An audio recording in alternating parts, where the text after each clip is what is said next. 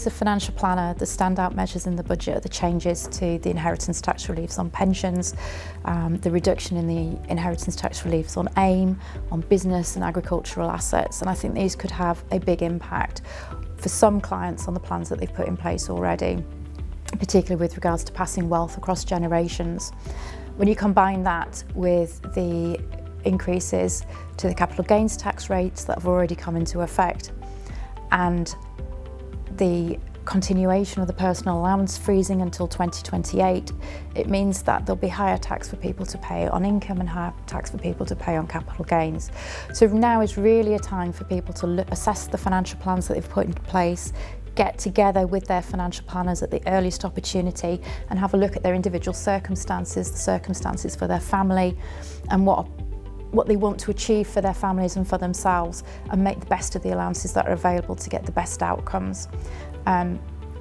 whilst some of these measures are not great from a tax point of view for individuals, although that does depend on individual circumstances, it does present an opportunity for consideration of lifetime gifting where appropriate and getting assets into the hands of future generations sooner rather than later, and to see what impact that has on their lives, as well as mitigating some of these inheritance tax inefficiencies that are there now.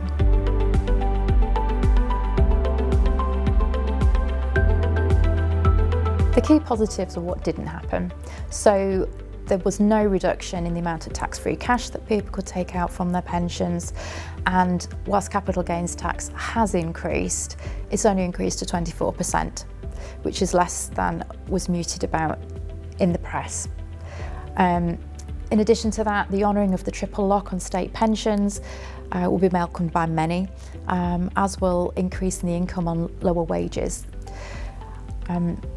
For a bit later down the line, increases in the personal allowance from 2028 to 29 onwards, in line with inflation, will reduce the taxation pressure on future income increases.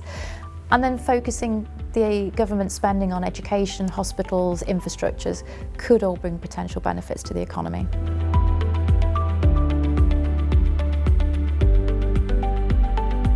Well, reassessing the plans that you have in place or that you've yet to make can help make use of the tax reliefs available. Considering how family wealth is held, by whom it's held, and when and how wealth should be passed from one generation to the next can help counteract some of the measures that have been put in place. And as always, starting as early as possible with your planning gives you more time to put the right money in the right place with the best investment structure to give your wealth the best potential for your own future needs and also for that of your wider family. Naturally, your tax position does depend upon your individual circumstances, and clearly it's subject to change. So the need to speak to your planner or your tax advisor and look at your individual circumstances and get a bespoke plan that's appropriate for you can really make a difference to individual outcomes.